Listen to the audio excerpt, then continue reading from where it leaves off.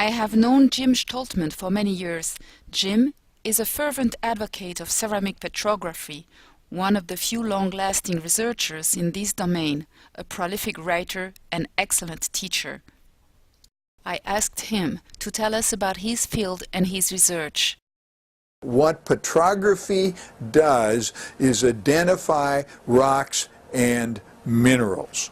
What you identify is not elements, but minerals, i.e. quartz, feldspar, amphiboles, and so on, that are visible. The chemistry of those you don't determine easily from petrography. This technique is a standard one in geology.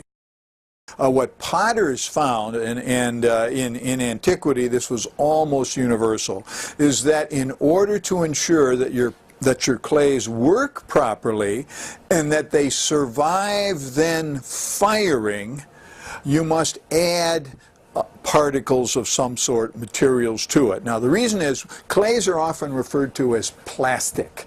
If clay is plastic, the foreign material involved is often referred to as aplastics. And the aplastics that are present in the clays may be natural because most naturally clay-rich sediments have certain mineral particles in them, grains of sand or sometimes coarser material that are naturally there. But usually this isn't enough to prevent the shrinkage that can break up a pot when it's fired. So potters, especially in prehistory, added intentionally aplastics.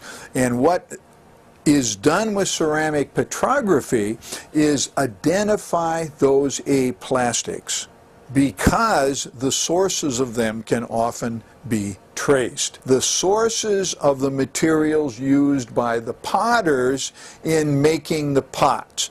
This in turn can be used to examine such things as identify trade vessels and then perhaps the sources of the trade. And it also can perhaps be used to identify specific kinds of production processes as well. The most famous and successful application of this procedure is done by a woman named Anna Shepard, who used this approach in the 1920s and 30s especially, until her death in the 1960s. But most of her work, her most famous work, was in the 1930s. And what she did in a famous study in the American Southwest was do thin sections of pottery from a famous site called Pecos, a pueblo in the Southwest in New Mexico. And from her identification of the rock particles, and it was rock particles that were present in the clays, she recognized that those rock particles did not occur naturally in the Pecos vicinity. And then she talked with geologists and did geological field work and traced the sources of those minerals to the Galisteo Basin, which is about 50-60 kilometers to the west. And the surprising thing was that most of the pottery that was used for utilitarian purposes at Pecos was not made at Pecos, but was imported from the Galisteo Basin. Now this was counter to everything anthropologists believed of such societies, supposedly Neolithic farming communities, which are supposed to be completely self-sufficient, each community providing their own goods. So here we have a society who was doing pottery on a large scale. And yet they didn't have metals, and they didn't have wheels, and they were very simple farmers in many ways. So this, in fact, most anthropologists at the time didn't believe her. So this was an astounding discovery for many people, and still stands as a landmark discovery. And what she did was basically identify the volcanic rocks that were present in the in the pottery of Pecos Pueblo, to trace these as not being locally made. And it's this basic approach that's been done ever since, although nobody's quite done it as successfully or on such a scale as Anna Shepard did.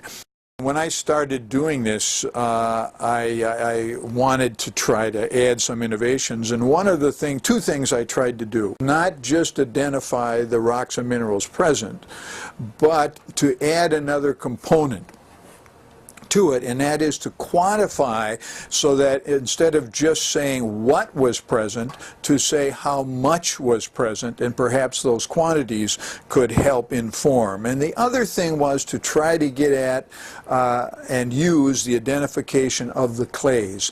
In the petrographic microscope, the clays are not identifiable per se.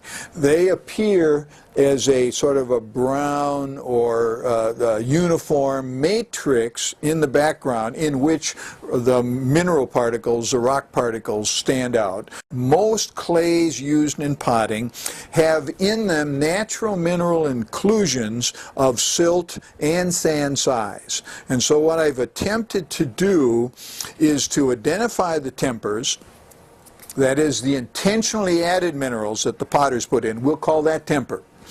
And after they are identified, remove them from the observations and then include counts of the silt-sized and sand-sized particles that are natural, and in that way try to identify the clay that was used.